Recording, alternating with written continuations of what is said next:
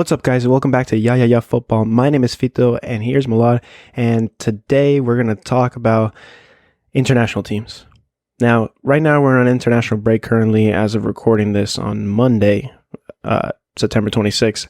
So we are in a bit of a slump, if you will, for club football. And because of that, we're just going to start talking about different nations on what they're dealing with right now, currently in the international break, what they're going to have to deal with in the World Cup. Probably the start of a different episodes where we talk about international teams like this, because we're almost leading up to the World Cup and we might as well start talking about what are they doing to play better. So who is on the top of their game and who is on the slumps. So we'll talk about that. And sometimes international clubs are really weird at the moment, because whether you're a powerhouse or not, sometimes you're in this dilemma where you win games, but they're not necessarily the best factor still, because the type of win you get isn't necessarily securing. And I'm just going to go into a couple of teams that I've watched now recently, and maybe you, Melody, you can put in your thoughts. This is more of a rant, I would say, a little bit in this episode, because I feel like a lot of international teams are taking this approach where they're taking the last friendlies, because for the majority of the time, at least not European teams, but the majority of the time for CONCACAF and African nations and South American nations, they've had to play constant qualification matches. And now they finally had, in these last few strings, I think 4 or 5 games where they are now playing friendlies. So they should take advantage of those to try to mix up the squad and stuff like that in the early stage. But these are the last 2 games before we have to play in the World Cup. So you as a nation have to decide, okay, what is my squad going to be looking like? There's very little movement to be changing here. I know a lot of people think that, well, okay, a player in form should be 100% deserved. And while that is 100% true, you got to start thinking now of team chemistry. And team chemistry is developed over time, just like any other club. But in nations, since you play so little, it is so crucial to be specific on your team chemistry, your formations, your communication with each other, and who is in form as well also counts in later. It is important for the big teams, I think, the most, that when you're in form, it is crucial, right? But when a player isn't in form and he's on the nation, it becomes complicated, because while we'll talk about some of the players who are out of form and are currently playing, and the players that are in form and aren't playing, it can be tricky of this spot, especially for the manager, and he can receive a lot of criticism on who he wants on his team. So, just off the bat, one that comes to mind, I'll just go in a little bit on Group A of the World Cup. You know, you have Ecuador, Netherlands, Qatar, Senegal, and obviously myself as a South American who watches a lot of the South American qualifications and the tournaments of Copa America and Libertadores, Sudamericana, etc. leagues in South America. Well, we don't really talk about it much on this show, those specific leagues, because I don't feel like everyone's up to par with those type of leagues. So we don't really dive into it that clearly.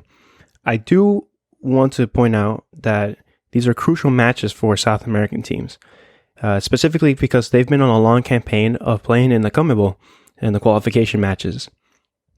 And some teams, whether you come in qualified now, after the whole fiasco that supposedly Ecuador had with their right back player, Brian Castillo, it is complicated to now be still looking on who is the final 11 of the squad.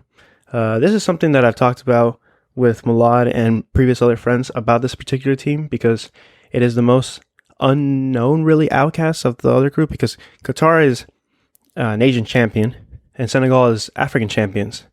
And Netherlands kind of tough this year. So for Ecuador, they haven't really won anything. They did an abysmal Copa America. And then in qualifications, they started off really strong and then slowly slumped ever since.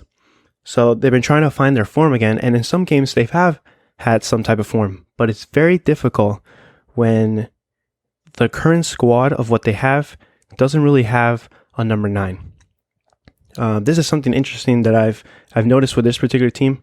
They have several players that are playing in Brighton, 3 of them exactly, and they're performing really well in club level. And it also shows that way sometimes in nations. But in this particular aspect, for forwards, even though there's forwards in form, for instance, Eder Valencia has a positive shot to goal ratio in his own domestic league, which is the Turkish league in Fenerbahce. But when it comes to international football, he slumps significantly, missing clear chances, having ball percentage, possession, and just crucial passes, where you can see where such a senior player, where we're talking about the top goal scorer of the nation and 32 years old, he should have a grasp on what exactly to do. And this is a very fault aspect of Ecuador, where they don't have a clear number 9. But you're asking, okay, why don't you play a false 9? Well, a lot of the times, this team specifically does not rely on doing that sort of football. They'll play 2 9s or 1 clear 9, and there's supposed to be like a cherry pick striker, some type of finisher striker like Eder Valencia. Or they use a different player like Estrada, who plays in Cruz Azul. Now, at the current moment, he is also not in form. And there's several players on this team that are not in form. And even when players are in form, like for instance, Leonardo Campana, who plays for Inter Miami, it doesn't actually connect still, because the entire squad, the way that they play, very aggressive, push, counterattack football, where it's they run the lines to try to cross into the middle. Mostly their idea is to get something off a cross or long passes. And when that play is developed into certain strikers, like for instance Leonardo, who plays differently when he plays for Inter, it doesn't really calculate as well. So even when you have a striker like that in form, or someone else who plays more of a cherry picker striker, it doesn't work out. So right now this team is in a stuck aspect of where they choose for number 9s. I believe this team is kind of a concern, because they're ranked 44, I believe, in the world, and they're the opening game against Qatar. But unfortunately, I feel there is a bit of a slump in the Ecuadorian team compared to the Netherlands, Qatar, and Senegal. Senegal are on a good start. You know, they've had a lot of players that are currently injured in their squad, but like Mendy himself. But I think there is some type of communication in the Senegal team.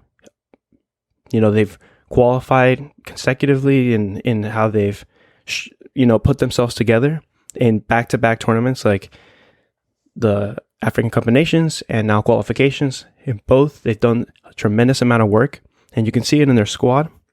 And one of their best players, also Sadio Mane, who we've talked about countless and praised countless of times, how he's so crucial in teams just by the way he plays. So it makes it real hard to not make the favorites Netherlands and Senegal. You know, Netherlands was playing Belgium the other day, and you could see how precise their movement is. And it really comes to show, even someone like De Jong, who is injured, Frankie, the team still plays very consecutively. I mean, in form, if you will. So they have a lot of young players that are coming in from their own domestic league, and that really shows also when they start appearing in different aspects of the game. You know, when they're very interchangeable. And Louis van Gaal is a guy who knows how to get into these tournaments and do very well. He's done it before. He showed us in 2014 that a Netherlands team can be powerful. Whereas now this side, specifically for Belgium, is a little bit of a tough side, because they're kind of in a slump. And and we can talk about it this Malone specifically, how Belgium aren't really the golden age as they used to be, the dark horse, if you will. They're more of a now senior team, and they should be together in the sense of, united, I would say. But unfortunately, whether it be Hazard being out of form or not being able to play games, Batshuayi having a problem as well with that type of stuff, and other senior players as well, it becomes a little bit less consecutive playing styles. So they're always trying to find something else. I think what Roberto Martinez and Thierry Henry are trying to find is that consistency. And while they do it in qualification, it might have a bit of a trouble when it comes to actually playing in the World Cup. Now, I don't want to talk about the World Cup aspect of like what is going to happen and stuff like that because I don't want to analyze yet. It's too far away. But from looking at these results, if you will, like for instance, in the Nations League, with Wales. Well, by the way, Belgium have played Wales countless of times, so they definitely know how to play their opponent. That's why they won 2-1. But it's a bit concerning as well because while Wales are a decent team, they're not, I would say, a 5 out of 5 team, considering some of their players are also aging. So to see this loss against Netherlands is a little bit worrying because they'll come up with strong teams like Canada, Morocco, and Croatia who are very defined on how they play and very aggressive, especially Canada, who have just come out with a really nice qualification. So I don't know if you want to add anything, Milan, on Belgium or the Netherlands. I know we've talked about how Netherlands are looking like a really strong team and they'll come up with their group probably really strong. But what do you think? Do you feel Belgium itself is in a struggle factor because now their senior players are getting older, or is the management a need to change, or we need to restructure the federation as a whole to like come up with bigger, younger players? I would say 11 wins, 4 draws, 0 losses for Louis van Gaal. So I'm a big supporter of the Netherlands. I think they're going to do very well. Already dominating F1 with Max Verstappen, but they won't dominate the World Cup. But they'll do fine. I think the Netherlands would be, if you want a dark horse team, I don't know if you could pick the Netherlands because they have been good because they haven't been historically a very good team in tournament football. So I don't know if they're a dark horse, but like they're not like Argentina, Brazil, Germany, France, Spain. So you could pick them as that dark horse pick. Yeah. Belgium, they're done. And unfortunately, I hate saying that, but they're done. Yeah, they're done. Yeah, Lukaku's not in form. Hazard's not in form. The defense, there still is no defense. That's what cost them. They would have, been in a World Cup final or maybe even won a World Cup or won a Euros if they had a defense during the Golden Age. They didn't have a defense. That was the one weak spot of the Belgium team, and it always showed. The back four just was never good enough. And now they don't have a front line. Because of what I just said, like Lukaku and Hazard are just not there. They still don't have a back line. And really, it's just, really just a midfield. It's really all they kind of have in terms of quality that you would need in order to compete at the highest level. So they're actually my pick to be the surprise knockout of the group stage. Like you said, you have Croatia, you have Canada. Yep. I actually would, likely pick those two to advance. I don't think Belgium is going. I mean, there's always one big team that goes out in the group stages, and I think Belgium have a very good chance of being that team. I love Thierry Henry, obviously, as an Arsenal fan, but and Martinez has done a great job. I don't think it's really the management or the federation. It's just the quality of the squad. It's Belgium have never been this good. That's why everyone calls them. It's the golden era, but golden eras come to an end. And unfortunately, they don't have that crop of young players to come in and step up when they really need to. And their star players, other than De Bruyne, are pretty much all out of form. So I don't see them doing basically anything in the World Cup. But maybe I'll be proven wrong, but I don't see it. I would much place your bet on the Netherlands. Just the style of play. You still have Van Dijk, you still have Freddie, you still have Memphis Depay. You still have a lot of players there that can change a game. No favorite like Brazil and Argentina and France. No favorite wants to see the Netherlands. Yeah. In a game because that's one. It's a very very like if France said if you went to France and said you guys have to play Argentina, they know they'll be up for that game. Yeah, they'll be up for that game. But if you tell them you have to play the Netherlands. They'll also be up for that game, but there's always this slight little mental slip of, we're still better than them. We should beat them. And you don't want to do that with this Netherlands team. So that's why I think no team should want to face them. Yeah, I think that same mentality that you just described for Netherlands is what Belgium used to have. But now it's almost seeming like while Belgium, for other countries, for instance, Canada, Croatia, Morocco, would consider Belgium a good side, which I don't think there's no disrespect to them at all. They're a decent side. I just don't see the flair that I used to see in the same Belgium team. So having that to play against sides that have this mentality, like Canada, finalist Croatia, Morocco, these are sides that Belgium haven't faced really. Croatia, they can kind of see how they kind of play because they're in the same, confederation. But having them with the CONCACAF confederation and the African one, so have Canada and Morocco there, it can get difficult specifically for them because it'll be different. They'll be up to par where they can see the chance to continue. The mentality becomes different, and that could be harmful for Belgium itself. It's the same thing that you mentioned with Netherlands. Moving on to a different group, we obviously know that Netherlands and Belgium are in the same group. We're just referencing them in their recent plays. I just want to reinstate that. I wanted to move, before we get into controversial groups like Group B, I want to move on to like simpler groups that have this tone aspect. Now, I don't follow the Mexican teams as clever as I can be. I'm going to be honest in that aspect. While still, you do manage to catch the games, and they have qualified on paper brilliantly. But if you are a fan of the Mexican team, if you're a Mexican and you watch these games, you see that there's a bit of incompetence played.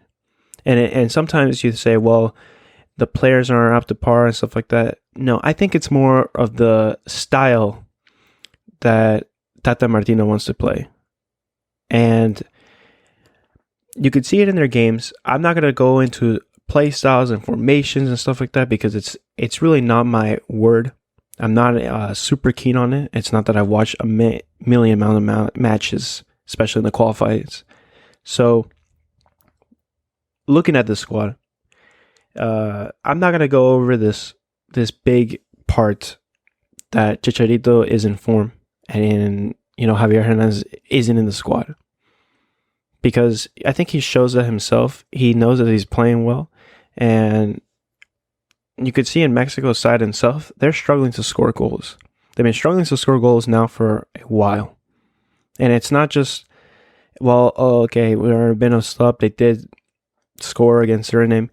No, they've been struggling to score for a while. Ever since the qualifiers and some friendlies, even they played Ecuador, twice? And it's struggling. I think in team development, the way that he has organized his team, it struggles to score. It struggles to keep footing it in the midfield. So it's almost like what they're producing is just to move the ball up, and that's it. And hopefully they get something. It kind of has the same aspect of what I was describing and that Ecuador has, where a crucial player for finishing is needed, whether it be a winger, a number 9. It is very obvious. Now, this is what I was saying before, that a manager becomes attached to the team he's choosing or completely blacklists a player. In this case, if you aren't aware by now that Martino has completely blacklisted one of the most recognized faces in Mexican football, whether he'll play in the MLS or not, he's essentially in his most informed time that he's been since last year, I would say. This year, he's a lot more he's showing that he can still play.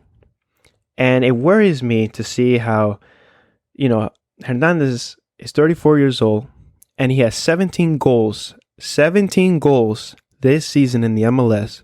And we're deciding to play other players in that position that have not, I would say, respect the position as a number 9 crucial forward in the Mexican team. The nation deserves, I think, a little more respect in terms of who was there and stuff like that. I can't say he scored every game because that's not true. But the matter of the fact is that Chicharito has 52 goals in 109 appearances for Mexico. I don't know if that's 100% right, but I'm pretty sure that's the stat that I got. So, having said that, for 10 years playing on national team and not being even called once to like play in these recent games is what I mean. It's almost disrespectful. I said I wasn't going to get into this whole big shebang about it, but I did want Milad's input on what he thinks on Hernandez. I mean, 17 goals this season, and you're not being called up. Is it like you can almost see it in itself? If in the last matches that Mexico has played, right, they've only scored. Let's see, a friendly against Peru, 1-0. Paraguay, they lost 1-0. Nations League, 1-1. Suriname, 3-0. Ecuador, 0-0. Uruguay, lost 3-0. Nigeria, 2-1. The consistency is there in the fact that they can't find the back of the net constantly in games.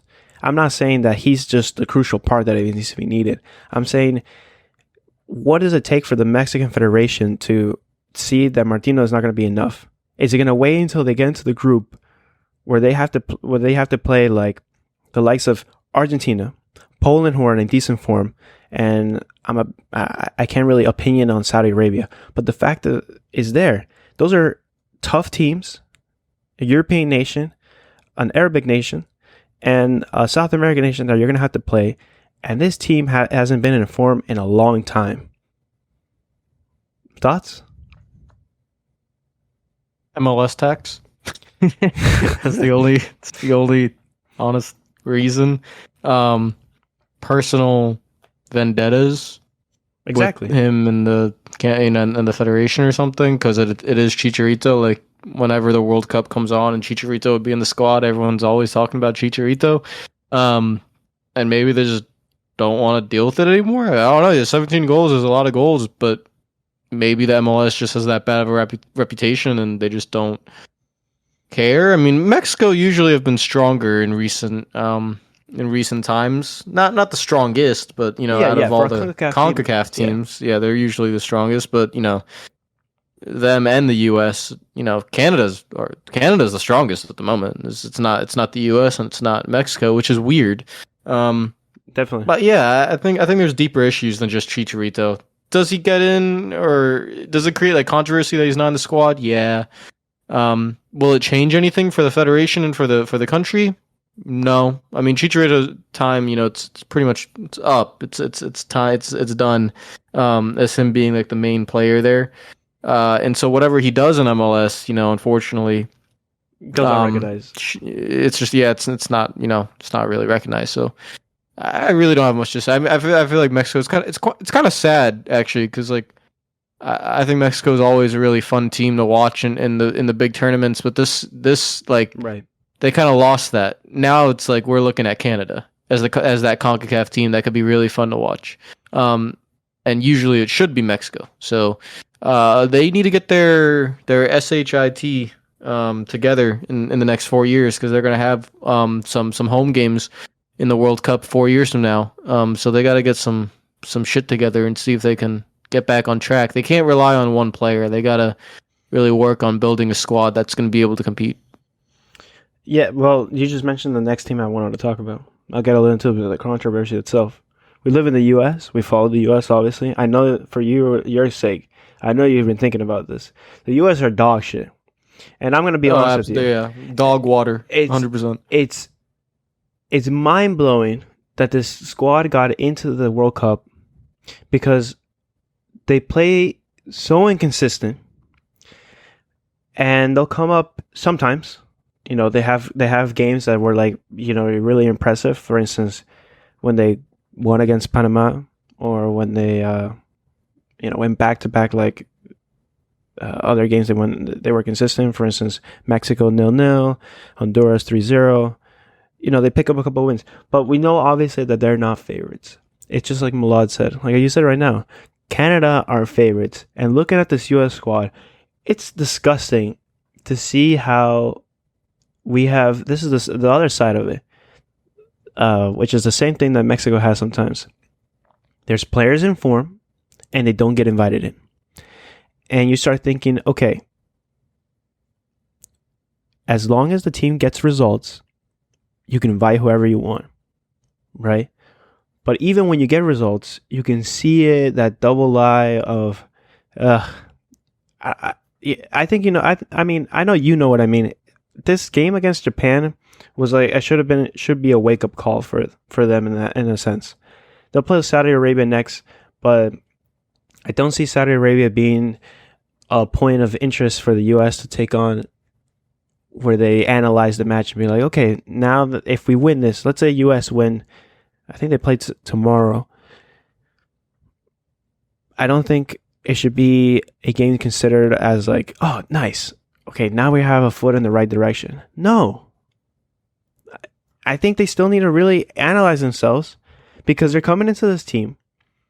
The World Cup, the group, first off, this whole group for the big stars, which is the US and England, have been playing the most questionable of football that I can think from English speaking sides. It hurts my brain. To watch England, when I'll get there. I'll finish with the US. It's interesting how this squad can have such big faces. The US Federation puts in a lot of money, but they get almost bare minimum return. The US should not be just, it was a good celebration to be back into the World Cup, but that's not just good enough. Coming out of the group, it should happen. It's a tough group. You have Iran, who are playing very well, and they qualified instantly, and they're still playing well in their friendlies. And then defensive masterclass Iran. So almost. I don't really. It's just such an interesting thing that from such a side like that, I have less to talk about, because my praise is high for some team like Iran for the amount of resources that they have compared to the U.S. Federation is ridiculous. The U.S. Federation, most of their players play in Europe, and even so, when they play in domestically like the MLS, they still are a lot.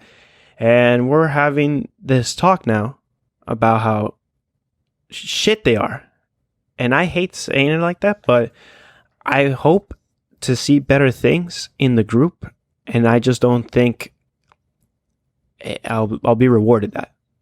You know what I mean? Compared to how other sides, even Wales, who puts up a test, like I just said, to Belgium, I feel like has a better side than the U.S. But then again, the U.S. will come maybe surprise us, and that's the whole part where this deciding this, so far, because there's only 3 games in a group. But I'm still going to stick to my opinion. The U.S. plays horribly. They have no consistency on how the style they play. They change up players constantly, and when they play a player per position, half of the time is either injured or out of form. And the players that are in form sometimes don't even get invited into the squad. Any thoughts? I know you have the same talks about me. The U.S. make me sick. Like, I have nothing else to say. They make me sick. Sick. I don't want to watch them. I was at the gym when they were playing Japan, and Tomiyasu, my beautiful Arsenal right back, who can't play because Ben White's keeping him out, but he was on the pitch, and I was watching the highlights after the game. One shot on target. Okay, one shot on target. Matt Turner had a decent game as a goalie, but the U.S. have nothing. They have nothing. In past, World Cup trips, I know they didn't make the World Cup last time, but in past ones, they had at least like a special story behind them. Tim Howard against Belgium making 25 million saves, and Landon Donovan and Clint Dempsey, and all these players. Arguably, they have a better player than those guys in terms of Christian Pulisic, but his form is dog water. So, he's not expected to do anything now because he's been exposed at Chelsea, essentially. He's lost his confidence. He's lost his place. He whines. He's writing a book at the age of 23 or something, like the nonsensical nonsense he is. Dude, that's the stupidest thing I've ever heard, honestly. One of the stupidest things I've ever heard, to be writing a book at however young he is, instead of, putting your head down and trying to win a spot at a football club where they can't score a fucking goal. So you should be able to get a spot. But nope, you don't want to, do anything. You have 33-year-old Pierre-Emerick Aubameyang and Raheem Sterling, who will miss every chance on the planet, ahead of you, and a Mason Mount who's out of form, still can't get in the squad, and then you complain about it to the media. So Christian Pulisic's been pissing me off, and then his little energy and attitude carries into the U.S. national team, where they all are just not clicking. They have no style of play, and they're just a dog shit version of England. Just a worse version. It is like England have better players, and England have better, way better players. England have way better players, but they both of these nations, there should be a study on just how bad the US are at football, probably because they call it soccer, but just the amount of money that they have in the federation to go backwards, it makes no sense. It's really, really frustrating. I'm not excited. Like I am half Iranian, but I'm basically American. I've lived in America my whole life. When America plays Iran, I'm cheering for Iran. I don't want to cheer for this US team. I remember when I was a kid, back in 2014, and I was cheering for that US team against the likes of Belgium and everyone. I don't want to cheer for this US team. I'm sick of it. I'm sick of this US team. I don't know, it's because I'm knowledgeable about football now and I wasn't knowledgeable then. But we're going to have to watch the World Cup, and the U.S. television is going to be all propaganda nonsense saying this team can do something. This is one of the worst United States national teams I've seen in a very long time. They're not going to do anything. In a World Cup. It's just disgusting. I don't. They play disgusting football. They have an attitude about them. Yeah. The kid, the players, the attitude, the coaching. No. I don't know what to expect. It's like they achieve mediocre. They got it because the bare minimum is qualifying for the World Cup for such a nation. I put Wales ahead of them. Yeah, exactly. I think they're third in the group. It sucks to say Iran's fourth because I think Iran defensively are fantastic, but they just can't really score. Mm-hmm. Wales, I'm taking Gareth Bale over anyone on the U.S. I will take Gareth Bale carrying that country to a victory against the USA. That's the problem. Like if Pulisic was on form, maybe, but they don't have a striker. I know you. They don't have a striker. You're mad about that. You have Reina, who is also sometimes out of form. McKinney, who just came back. Yeah. Adams, okay, decent player. Plays at Leeds. Kind of trouble. Dest, I don't really understand Dest. Dest is a complicated player. Barcelona's Stinch. Turner, I think Turner played a decent game, but I don't know a lot about Turner. He played in the MLS for a while, and now he's finally on Arsenal. I've seen him at Arsenal. He's a good shot stopper. He can't play with his feet. He's an average goalkeeper. He's not going to do anything. And then we continue. Ricardo Pepi. Ricardo Pepi went from Dallas to Augsburg, did absolutely nothing in the Bundesliga, right? And still gets added now because he's playing in the Netherlands. And he's bang average. Now I'm not saying the whole team's bang average. And I'm not saying that I don't want to put a lot of stint on Pepe because there's a lot of pressure on him. He's a young player. He's 19 years old. But the problem is of this squad of what what is chosen for the US to be played. It almost takes out the players that should get more recognition in their style that they're playing or their form, for instance, right? For instance, Jordan, who plays in Union Berlin, right, and he is in form, and he's playing at one of the best teams right now in the Bundesliga. They're on top of the table with zero defeats. Why isn't he on the team? I'm considering this as if you're experimenting and stuff like that, go ahead, do it. Go experiment. So why aren't we experimenting with Jordan to be on the squad currently on his current form, right? It's interesting too late to me to experiment because while he sometimes doesn't have the most clearest matches, in 9 matches he had 1 goal in the US, but this is what I'm talking about. The whole entire nation itself as a squad is out of form, and I don't know, comparing to Wales, who are very surprising, they'll come out of nowhere and stuff like that, and Iran, who are difficult to play against, and then you have England. Now I'm gonna go. I don't want to watch that game. I'm done talking about the U.S. You talk about it. I don't want to talk. England, man. The whole reason why I decided to wait till now is because I wanted to see this team and it's set up today, how can this side be so well praised? Sometimes what I think it's funny is like this. The English media pictures this team as one of the most 5 out of 5 star team in Europe. And there's no reason why it shouldn't be, right? Because we have so many good players on this team. You can go from Aaron Ramsdale's goalkeeper, Henderson, Pope, right? Kyle Walker, Trippier, Stones, Dyer, Shaw, Trent. And we could keep, it could keep going. I'm just naming defensive player: Mason Mount, Reece James, Jude Bellingham, Harry Kane, Raheem Sterling, Jack Grealish. It reminds me of a team that had so much potential. Like for instance, in 2006 England, you could say somewhat 2010, but I feel like 2006 is more solid.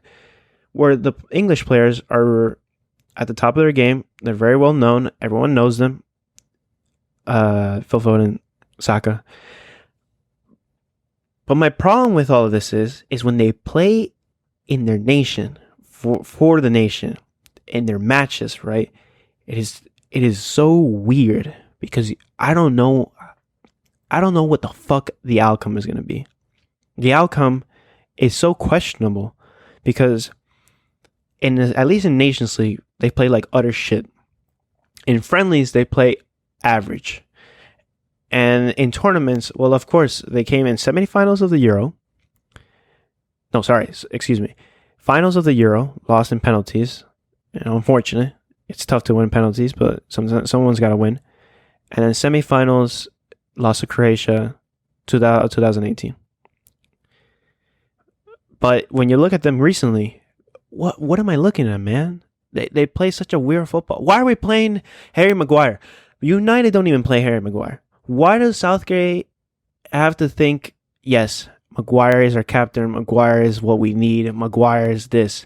When you have other players, I swear, on this squad that are playing way better, right? Tomori is literally Serie A champion.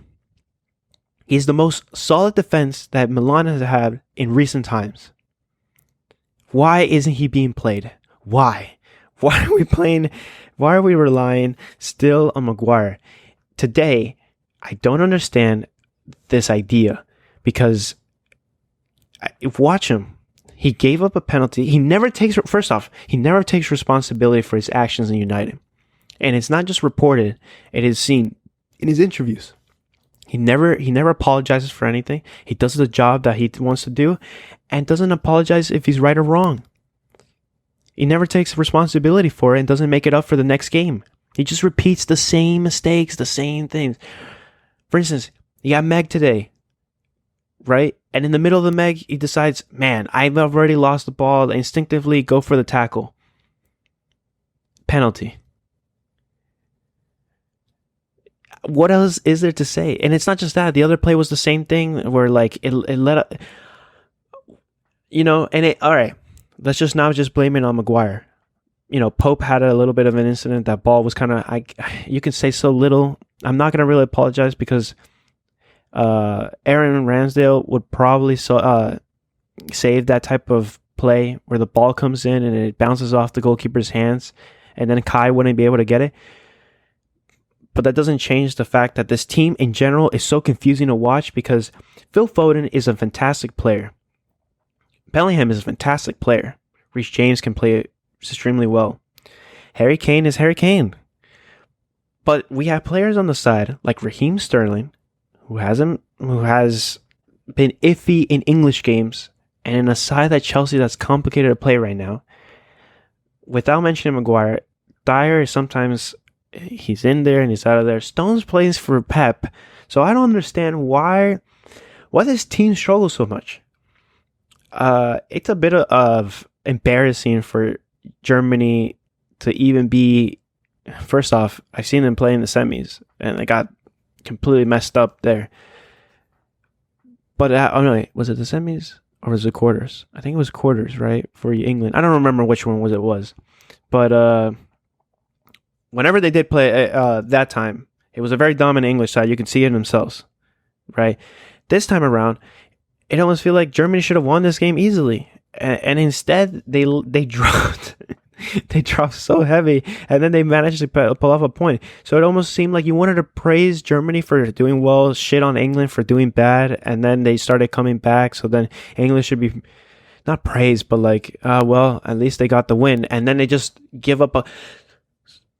I don't know, man. I'm sick of tired of this side. I'm sick of tired of watching this team. I'm sick of watching of Southgate and the amount of credit he gets because of his big tournaments. You can only give so much credit to somebody who has done well in the tournaments, but at the recent games, we're not just talking about 3 games, 4 games, right?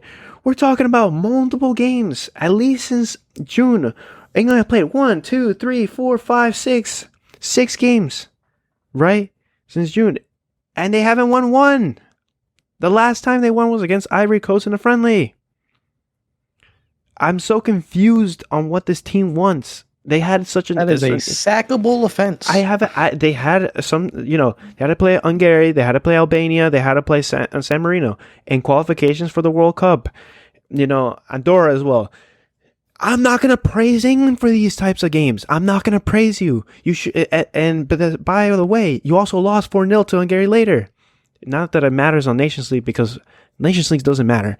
But the point is that this side was supposedly one of the top.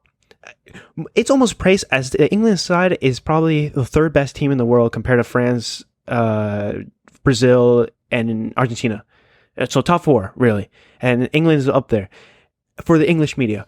But holy shit, do they play so fucking bad that it makes me so upset because this is what I'm talking about with the Premiership. Most of these players, for instance, English players hardly play abroad. Jude Bellingham is an example that a player that doesn't play abroad. Tomori is an example of a player these players do play abroad. Bellingham and Tomori. And they play fantastic. Why are the players who play domestically so bad when it comes to the team? I'm gonna be absolutely shocked if this team becomes like 3 games out of 3 games win 9 points in the group, because if they manage to do that, I am still not going to root for them, nor will I praise them, because I am so mad of the games that I've seen. I don't understand you, Southgate. I don't understand you. You have so many times, so many times that you had the chance to really prove yourself, like choosing who takes the penalties. For instance, your tactics in the semifinals in the World Cup, and then who are you choosing to this? For instance, you drop Trent because he obviously doesn't play defensively, but you still want to play the 3 in the back with Maguire on that side.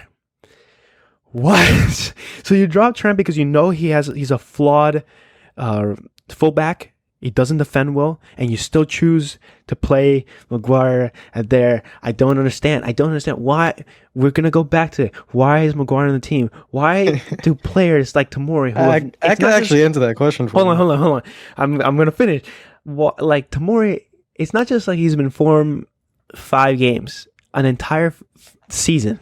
An entire season he's been formed. He's played really well for AC Milan as well. And this guy doesn't catch a break. And it's not just him. I'm just picking one idea of like why the English club is like this. Nations like this. I don't understand why England have to be so mediocre when it comes to these type of things. I know you're going to go on the same shit, so go for it. I just want to answer the Maguire thing real quick. Yeah. Do it. When I don't know, like let's just say like good old Johnny over here or something. He falls in love with a girl, but in the process of falling in love, you have all these great memories and the first dates and the memories, all this stuff, the World Cup, all this stuff. It was fantastic, but the friend group can see that there's red flags, and then you get a little bit further in, and the red flags keep going up, and then she loses interest in you, and then she kind of struggles. Like the relationship is rocky, it's struggling. Yeah, but then he scored like a whirly. Yeah, but because you're so blindly in love, you can't recognize what's best for you. And that is what is happening to Gareth Southgate and England. He, in a different way, not, emotionally, but he is blindly loyal to Harry Maguire, and you can't do that as a manager. I don't even know where to start. I'm going to go in on this team as hard as I possibly can because I think actually most England fans are with you. They are really frustrated and annoyed and pissed off and sick of watching the team. Most England fans are usually like that. Now, Yeah. I think the start of all this, it goes deeper than just tactics and squads because that's all shit. We all know that. Like we could all talk about the how they play and everything. It's all shit. Mm-hmm. It's a mentality problem with England, and it starts with the FA. It starts with the governing body. Yeah, the football they are not used to. When was the last time England won a World Cup? 1966. They are not used to success. They don't think of themselves as a dominant nation. They haven't been a dominant nation. They have struggled so much, even with like the golden era of Beckham and everyone there. They are scarred. PTSD.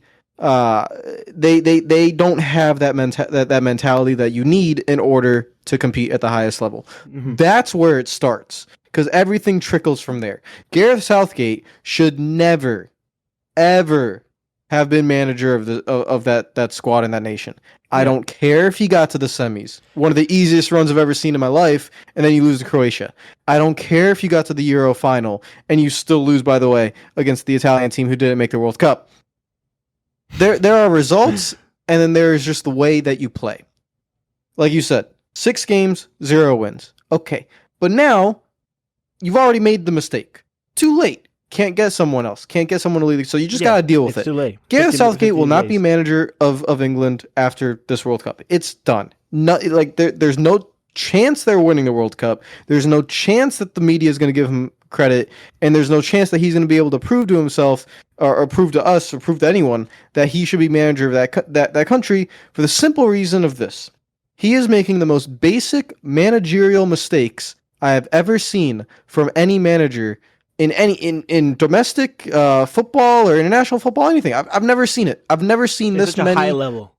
At such a high level with this quality of players he has. Now again, that starts from the top. So all this is really England's fault as a whole. Yeah. It's their fault. But now that we deal with the consequences. Okay, so this is by far, and it will continue because of the money that the Premier League has, England's golden age. It's going to last longer than Belgium's because they have players coming through the academies that are just going to be so good with the amount of money that's being pumped into the Prem. So even if some of them play domestically, like Bellingham and Tomori, the Prem itself is going to develop enough England players in order to keep England as like a top 5 country. Now, when you look at the squad, how you can start Harry Maguire and Luke Shaw in a back line with Nick Pope, which again sometimes I think England think too highly of themselves. That's what I'm saying. They think that they are better than they are. Nick Pope is not Ter Stegen or Neuer or Alisson. Stop it. He's not even better than Emi Martinez. I don't stop it. Stop it. Okay. But why is Nick Pope playing? Because of the manager's tactics. Who's the better goalkeeper in terms of overall play? It's Ramsdale. Would Ramsdale even be playing if Pickford's in there? Maybe, you could have that debate. Pickford's probably, because of what he's done for England. But Pickford makes ridiculous amount of mistakes anyways. I forgot one thing. And I'm not here to boost your ego. A fucking Ben White, man. I keep forgetting that shit. Why? I'll talk about that. Okay. Okay. So why is Eric Dyer, who finally came back to the squad? You know what? Spurs have been doing well. He's been bossing the back 3. Southgate plays a back 3. Fully understand it. Good decision. Okay. England should never be playing the back 3. They should not do it. Now, I don't know if Southgate thinks because he lost to Italy and Italy have won a World Cup before that, you know what? I'm going to play the most defensive formation of my life and try to defend, and that's how I'm going to win in international football. That's cool and all, but what's the Serie A known for? Defense, yeah. Defenders. Yeah. They had Bonucci. They had Chiellini. They have one of the greatest goalkeepers of all time. So you could do that. You can't do that with Harry Maguire. You can't. Who hasn't been playing for his club? How should England play? I don't know. You have this amazing ball playing center back in Tamori.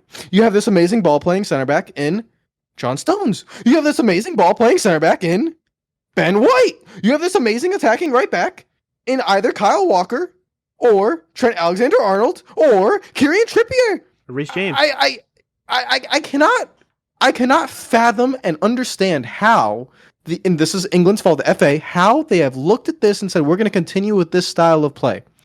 You can't. It's not England's fault or even the players' fault that they will underperform at this World Cup. It is the manager being stubborn into a defensive style of play when you look at your players with the number one rule of management and coaching and anything you do is that you look at your squad and you look at your players and you try to maximize the most talent out of them. Sometimes you have to work with what you have. It's coaching. It's your job to maximize what you have. You can't implement systems that don't fit the players. And unfortunately for England, the reason why Harry Maguire plays is because he's one of the few center backs that fits that system. His confidence is shot. He'll be used as a scapegoat. But if England fans and the British media were smart enough, they should just ignore Maguire and go straight for Southgate and for the FA. Now, he won't be manager after this World Cup, so that's fine. But whoever wants to manage England in the future, they really need to win a trophy in the next 5 years because they have way too much talent to not win a trophy. Harry Kane is one of the best strikers in the world. You have Phil Foden, you have two of the best wingers in the world, young wingers in the world, in Bukayo Saka, who he played at left wing back. The last time Bukayo Saka played at left wing back, he was 17 for Arsenal. 17, Fito! 17! And he thought, you know what? I'm going to play Saka at wing back. I can't fathom these tactics. You can't make these mistakes. You can't make these mistakes. So if I need to get the best out of my players, what is the reasoning for playing Bukayo Saka at left back? What is the reasoning for putting Harry Maguire in the fire line that he's going to be in when he is completely out of form? What is the reason for playing Phil Foden in a position that he doesn't even play for City? Why are we doing this? And it's because he's too stubborn. The hole is dug in. You can't get out. You cannot get out. It's the most frustrating team in all of international football because everyone knows with how much talent England have. They have so much talent. They could play beautiful football if they truly wanted to. You have one of the best passing strikers in the world that you can drop in and then just spray out balls to Sterling or Rashford or Saka or Foden or whatever and get attacking midfielders like Bellingham up the pitch and it would be beautiful. And they can't because they play a back five and are taught to defend by Southgate. It is a negative mentality from a negative manager. It will lead to negative results. It's already too late. And honestly, I feel like in that camp, they probably believe it too. Because they should be going into the World Cup as one of the favorites. And they're not. It's Brazil, it's Argentina, it's France, it's Spain. Those are the favorites. It's not them. And they have way too much talent to be in that position. So now, what's even worse for them is in the group stage, they're not going to get that game against like a Germany or Spain or France. So they're not going to get that. They get 9, if they win this group, Milad, if they win this group, they're going to be... It's nothing. Who cares? Yeah, in your mind. But the amount of praise I'll hear from this dog shit media... I don't think so. No. I don't think they'll get the praise. I don't think they will. I'm gonna double down and still think they do. And you know what the problem is? That they'll have. Oh man, it's as if they win this group and whoever's second in Group A. That's what I'm saying. So let's say they'll get an easy run likely into the quarters. And that's the problem. And then they'll still get you know what I mean? It's we're in the wheel, but at the same time we're not in the wheel because the wheel's gone. The wheel's been gone since the semifinals of the World Cup. It's gone. There's no. They're it's coming home. Hasn't been come home for 4 years. For 4 years, the run that he had at the World Cup was fantastic, but it kind of come to a close when Croatia sealed you out. I still remember you, Kyle Walker, for what was the mistake that happened right there when you fall asleep. So now we're having this discussion where Kyle isn't even playing consistently on this team. You're putting Stones on the right side as a 3 in the back because you want to play 5 in the back because on paper it's 5, but That's it's the really death 3. of it all. It's this relentlessness to play that back 5. And then the ignorance of not choosing form. Like, Ben White should be in there, but it's not even really about Ben White. He should be in the squad. Should he be starting? Probably. He's playing. He's playing a weird role for Arsenal. He's not a right back, but Southgate looks at him like a right back, so he doesn't pick him. Exactly, but he could be versatile. He could play. He's a center back. He's not a right back. He's a center back. The position that he wants to. He wants to play defensively with three quote unquote center backs, and have like the full backs like run up the pitch and stuff like that. So have the 3 center backs in there. He could play that position if he wanted to. He can make him there, put Stones in the middle if you want, or Eric Dyer, and switch him up like that. But no, he could also play Tomori, but chooses not to. But not just not to. So why are we... there's no explanation for it. He is stuck loyal to his favorites. He thinks that his favorites will get you to a system, and then he has the audacity to bullshit his way into saying, "I choose players based off form." That's just a lie. Yeah, of course it is. People are outright laughing, and I feel bad for Harry Maguire. He shouldn't be playing. Southgate's just making it worse. He shouldn't be playing, and we haven't even seen the end of it because Harry Maguire is gonna start at the World Cup. We know it's going to happen. Just like the U.S., just like everyone else, it's too late. It's too late to say, "Hey, Ben White, we want you to come. Hey, Trent, we haven't played you at all. You might not even make the squad, but you know what? We're going to change the way we play. You can start at right wing back," which actually would make more sense because Trent's defensive liabilities are there. But if you make him play right wing back and you have a back 3, you might be able to say, you know what? You don't have to defend as much if you put a more, I don't know, maybe like a more defensive style right-sided center back. I don't know who that could be. Ben White. Okay, but maybe we don't want to do that. Fine. But these fixes that are there are very simple to see, and he doesn't want to do it. And that's because that. You're playing Foden as a central midfielder. Why? Well, you could have gotten James Maddison to play that role, but you chose Phil Foden, who averagely in other games in City comes in as a winger, like a creative winger. What is going on, man? I'm so tilted. It's really easy to beat them tactically because they always only have 2 midfielders. They always play out of position. You can easily outnumber them so easily. So it's almost and we we're making fun of England so much, but I want to also hold on. I want to make fun of Germany real quick for having the audacity to to almost lose to this side. Your joke, they were 2-0 up. No. Exactly. They were 2-0 up. You gave up a 3. You went into 3-2. I can't. Hey, Bukayo Saka is a great player. When he came on, they just couldn't stop him. For instance, Germany, I don't have a real discussion whether negative or positive because in reality, for me, this team isn't favorite. It's net neutral in the sense of, they came out from a terrible World Cup, a run in the Euros, and they qualified. This Germany's never a easy side to just win against, so they'll always have that backing of being Germany because of historical reasons. Even though England don't have that because of historical reasons, so it's a quite opposite side. Exactly how we say.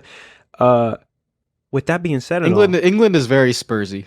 That's my one Spurs. They were the same. Yeah, they were the same kid. Look at the kids this year.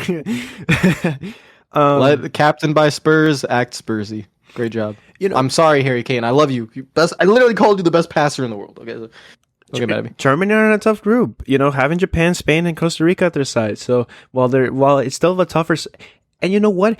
That's a tougher side than when England have. And to have, I swear to fucking God, if this team doesn't come off the group at least on the top of the table, it is the disappointment. If they don't get 9 out of 9, it's a embarrassment. And they're still embarrassing if oh my God, man, I just I'm mad at Hansi Flick today for letting these goals in, for losing the side, for giving hope. No.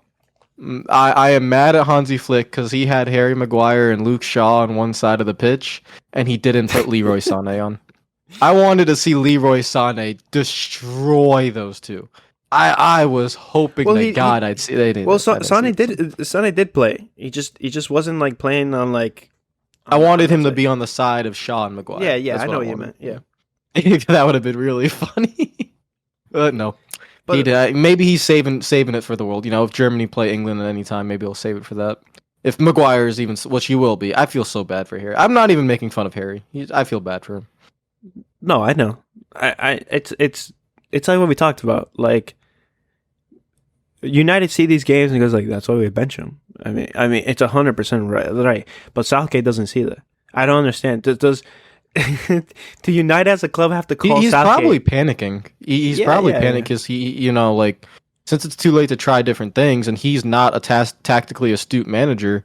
I still don't understand why he can't see like what he doesn't see in ball playing center backs, because that is the one thing he doesn't have a thing for. Like Kyle Walker's not a ball playing center back. He's a very terrific, like in the England setup, a recovering right center back, which is what he does. Yep. John Stones is the one ball playing center back he would play, but like to still not be going for Tomori, to still not be playing Ben White. Like you could actually play like a Tomori, Eric Dyer, Ben White back three, and that would still be more consistent than what you have currently, even though I still think Kyle Walker should be in that lineup. But he hasn't tried any of these things. He's always been stubborn to that one way of playing. Yeah. So even though we're sitting here and saying you could put Tomori in, you could put White in, you could put Dyer and you could do all this stuff, you can't do it. It's too late. Can't do it. So the best hope is that he never sticks Bukayo Saka at left wing back ever again. Put Bukayo Saka at right wing because that's your best right winger. Put Foden on the left side where he should be,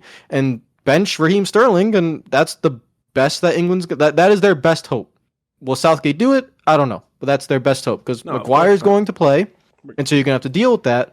So you better hope that you have Kane up top and who's firing. He needs to score. He can't be like the last World Cup where he was like disappearing. He needs to score.